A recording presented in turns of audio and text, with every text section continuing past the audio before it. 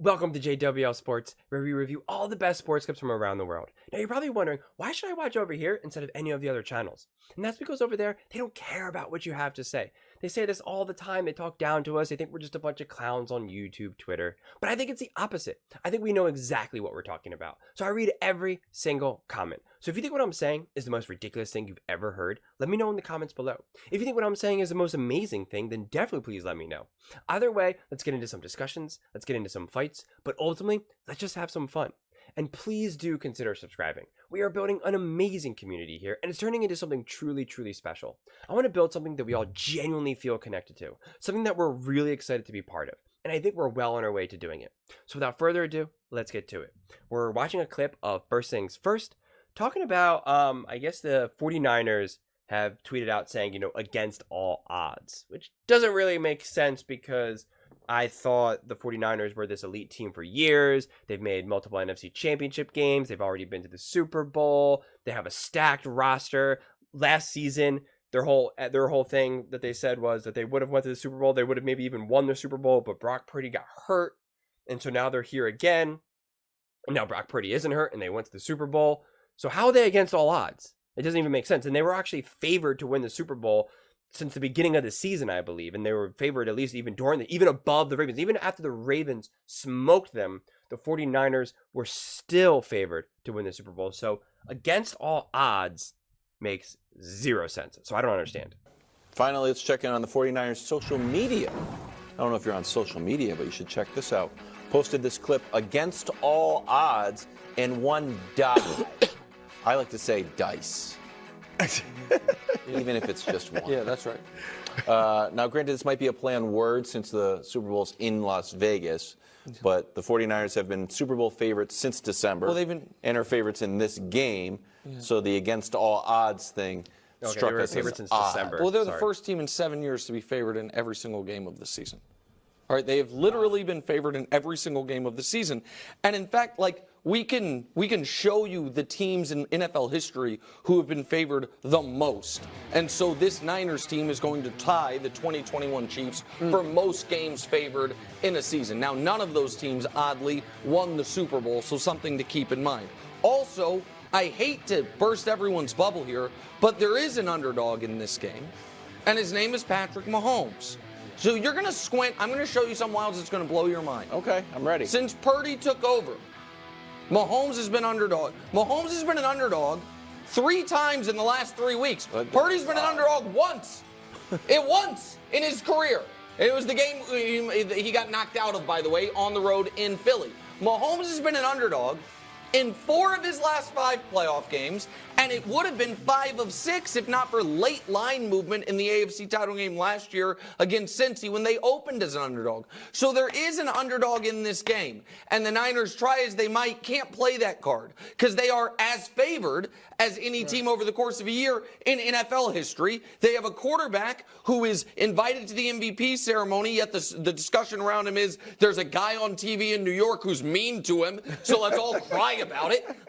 And so the Chiefs are the underdogs. Yeah. The Chiefs are the team with the broken offense. The Chiefs are the team that couldn't go on the road to win. The Chiefs are the team that was definitely going to lose to Baltimore. And the Chiefs are the team that's underdogs to San Francisco. Everybody wants to be the underdog. Well, look, they literally are, though. They're defending champs. Well, look, if you just go from this season and these playoffs, against all odds does fit the Chiefs more because most people had written them off. They were 500 essentially over the second half of the season. Mm-hmm. As you said, what they've done in these playoffs, hardly anyone except you thought they could do. All right, so I will give them that. Not on the show? I don't know where you were. I'm in Chiefs Kingdom. All right. But here's the thing, Nick. The Niners, and I get it, they had the most Pro Bowlers, they had the most All-Pros, all of that stuff, right? And as you said, they've been favored all year. Right. The most Pro Bowlers, the most All-Pro, apparently the next Joe Montana, and yet it's against all odds. If you're a 49ers fan, please let me know, please explain this to me, because I don't really understand. Because in fact, all year, you guys have been telling me how amazing the 49ers are, and yet now it's against all odds. So that's kind of a head scratcher. I think many people had the 49ers at the very least in the Super Bowl for majority of the season. maybe they weren't favored to win the Super Bowl, but they were favored to get to the Super Bowl. For the most part, they were definitely better than the Cowboys. They were definitely better than the Eagles. They were better than the Detroit Lions. Packers, didn't get off to a hot start until, they didn't pick up until post-Thanksgiving, I think it was. So, I mean, pretty much everyone was seeing the 49ers. Again, like even Nick just pointed out, the 49ers were favored in every single game of the season. And they would have, if they didn't get the bye, they would have been favored, another game. So, this against all odds, and it's true, right? Everyone wants to be the underdog, and you have all these people, right? That it's what fuels them, gives them energy, gives them fight. It gives them that, and so that just doesn't really, that doesn't really make sense to me. I'm really struggling. I can understand if they wanted to highlight Brock Purdy or something and say against all odds, because that makes sense, right? He's the last pick in the draft, and now he's going to the Super Bowl. That's against all odds, but I'm failing to see what's against all odds. I really don't understand. But where it does fit them is they are starting Mr. Irrelevant at quarterback. I mean, that's a big deal. I don't care what he's done since then. He's Mr. Relevant. And as I said, only 2 other players, Kurt Warner and Tom Brady, and we're not ready to put him in that class yet. They're the only 2 that have won the Super Bowl in their first years as starters. So is he going to do that too? But so it fits Brock Purdy. No, it doesn't. It doesn't fit the team. Really? Really? Hold on. Mr. Irrelevant, it doesn't fit him? Listen, I'm not trying to spoil later in the show, but about a half hour from now, we are going to have a question. Who had the better season, Patrick Mahomes or Brock Purdy? And I think your answer is Brock Purdy. That's this season. Well, but hold on. That's what we're talking about. But this guy's career arc. You just said it. He's surprised you and everybody else with what he's done. Yes. There is no way you can look at Brock Purdy and him being in the Super Bowl and say against all odds doesn't fit him. It doesn't fit Bosa my bad. and McCaffrey and Debo and all those. As a team, it doesn't fit him. But him? It fits. All right, so then you're right. There's never been done. This is my bad. I was distracted. I didn't know Brock Purdy tweeted this out. I thought the Niners account did. He runs it. No, I give you that. I'm just saying. Oh, it was the don't Niners act account? like for Get you out to of say here. Brock Purdy doesn't fit against all odds. It's crazy. That's not what we're talking. Wow. I thought Nick Wright was actually going to apologize for real though, but he was just his typical passive aggressive self. Of course, Brock Purdy is against all odds. I mean, it's amazing what he's done. I mean, it really is. Whether Brock Purdy ends up becoming the greatest football player ever or never plays another game after the Super Bowl for whatever reason, right? It's still a remarkable, amazing story. I mean, it's a story of a Disney Channel movie, not even a Disney movie, a Disney Channel movie, which is even more cheesy and corny and, unrealistic. So it's just one of those things where, of course, I mean, you can absolutely look at Brock Purdy and say against all odds, last pick in the draft, was like the 3rd string quarterback, and then now got to play, went to the NFC Championship, got injured. It's like, oh no. And now it's like, well, Trey Lance, the true QB1 is going to be fully healthy. He's ready to go. Let's go.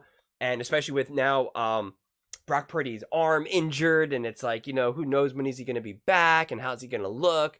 He obviously got the starting role. They shipped Trey Lance out of there.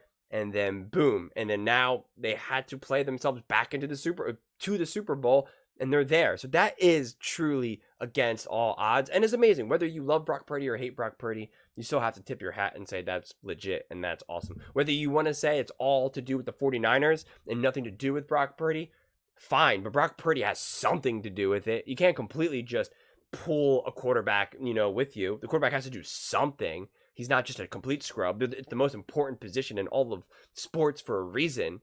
So he has something to do with it. Whether you want to say all the responsibility is on him or not, that's fine. But so against all odds, so I don't know why Nick is pushing back on this so hard. It doesn't really make sense. It is weird that Nick can't just admit, listen, I don't think Brock Purdy, I don't understand why Nick Wright can't just say this. Listen, I don't think Brock Purdy is as amazing as some people want me to think he is. But his story is amazing. And what he's been able to accomplish is amazing and really awesome and impressive. And I'm really happy for him, especially considering there was a good chance that he would have never even made the team. let alone be the starter in a Super Bowl. So that's awesome. But he can't say that because just the last clip that I just recorded here, he just talked about how the story, sports is all about stories and narratives. And he talked about how Patrick Mahomes, that the whole season everyone said that this isn't that good of a year and that if he wins a Super Bowl with this team, it'll be the most amazing thing ever. And, and all this. And so now, and Nick was saying, and now Patrick Mahomes is going to have this amazing game in the Super Bowl because that's what the story is asking for, essentially. Why can't you see the story and the beauty of the narrative with Brock Purdy? Like, that doesn't make any sense to me. Like, that story would be unbelievable. Brock Purdy playing amazing in the Super Bowl, balling out, throwing for 300-some yards, 4 touchdowns, and beating the potential GOAT and Patrick Mahomes and the Kansas City Chiefs. So, I don't understand, like, how he has such tunnel vision with regards to that. I really don't. So, and that's why I didn't even really like his argument before about sports is all about story and narrative, and so therefore Patrick Mahomes is going to play great. Because it's like, if you want to say that Patrick Mahomes is going to play great in the Super Bowl, you have to give me like more reasons than just the story and narrative. Because under that logic, then what's a bigger story? Patrick Mahomes playing great in the Super Bowl or Brock Purdy playing great in the Super Bowl? Again, what would they make a Disney movie for? Patrick Mahomes playing great in the Super Bowl or Brock Purdy?